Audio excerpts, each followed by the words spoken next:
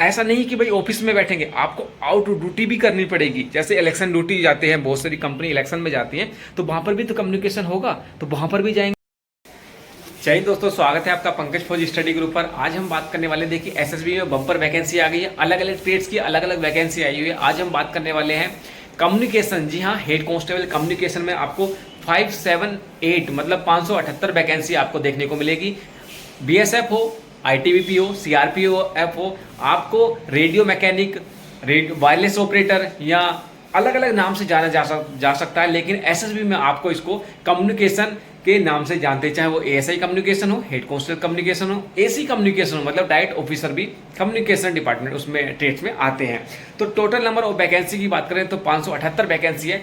A to Z चीज मैं आपको क्लियर करने वाला हूँ कि आप किस तरह से इसको सिलेक्शन ले सकते हैं। साथ ही साथ मैं बताऊंगा, देखिए इनका काम क्या होता है, काम क्या होता है उसके बारे में बताऊंगा। आपको पता जनरली पता होगा कि इनका काम क्या होता है कि वायरलेस ऑपरेटर होते हैं, आप कॉल करेंगे या कंट्रोल में बैठते हैं या जो जितने भी मैसेजेस आते हैं उनको पास करते हैं। इसके अदर देन बहुत सारी चीजें होती हैं जो ये अपनी आम ड्यूटी में करते हैं। तो पहले इसकी छोटी छोटी बारीकी जान लेते हैं कि आप किस तरह से इस एग्जाम को पास कर सकते हैं। इसकी छोटी छोटी बारीकियां पूछ लेते हैं कि जान लेते हैं। तो वैकेंसी का मैंने आपको बता दिया कि 578 वैकेंसी हैं। एज की बात करें तो 18 से आपकी 25 साल इसमें एज रहने वाली है। साथ ही साथ अगर हम इसकी क्राइटेरिया की बात करें कि आपका एजुकेशन क्या चाहिए, तो देखिए एजुकेशन पीसीएम ग्रुप मांगा है, मतलब फिजिक्स केमिस्ट्री मैथ आपके पास होना चाहिए। साथ ही साथ इन्होंने किसी भी आपको परसेंटेज के बारे में नहीं बोला है कि आपके पास इतना परसेंटेज होगा तभी हम एक्सेप्ट करेंगे।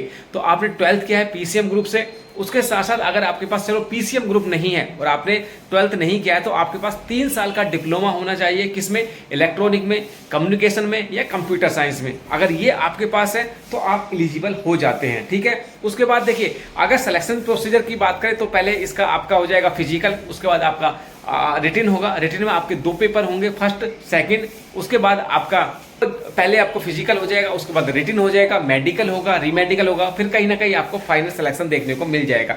तो अब बात कर लेते हैं कि रिटन में क्या होगा।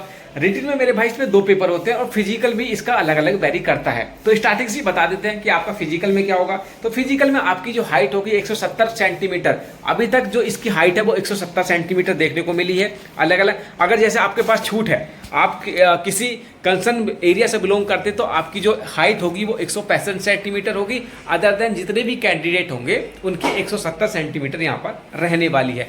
चेस्ट की बात करें तो 80 से 85 सेंटीमीटर आपका चेस्ट होगा। उसके बाद आपकी रनिंग की बात करें, ये 2016 के नोटिफिकेशन के अकॉर्डिंग मैं बता रहा हूँ क्योंकि अभी जो है वो शॉर्ट नोटिस आया है।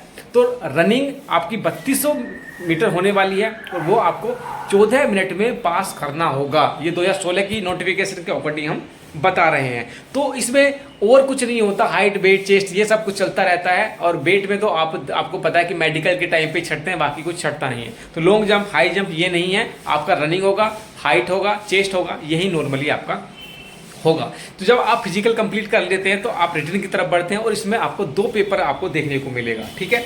2 पेपर होंगे। पहला पेपर होगा आपका 2 घंटे का पेपर होगा और वहां पर आपको मैथ, रीजनिंग, हिंदी, मतलब इंग्लिश में से हिंदी में से एक कर सकते हैं, और जी के 25-25 नंबर के होंगे। 4 सब्जेक्ट होंगे, 100 क्वेश्चन होंगे 100 नंबर का। पहला आपका ये हो गया जब आप यहाँ पर, और 50% मार्क्स आपको लाने अनिवार्य हैं। जब यहाँ पर चले जाते हैं तो आप नेक्स्ट एग्जाम की तरफ जाते हैं दूसरे पेपर में, और ये 100 नंबर का होता है, 2 घंटे का पेपर होता है। और इसमें भी आपको टेक्निकल, ये वैसे सब्जेक्ट वाइज नहीं है लेकिन इसमें टेक्निकल क्वेश्चन पूछे जाते हैं और रिलेटेड आपको क्वेश्चन पूछे जाएंगे। तो इसमें ऐसा नहीं कि रीजनिंग के पूछ लिए, जीके का पूछ लिया, मैथ का पूछ लिया, नहीं, इसमें आपका टेक्निकल क्वेश्चन पूछे जाएंगे। जो डिटेल वीडियो होगी मैं आपको एक सेपरेट बना दूंगा जैसे सिलेबस का नोटिफिकेशन आता है।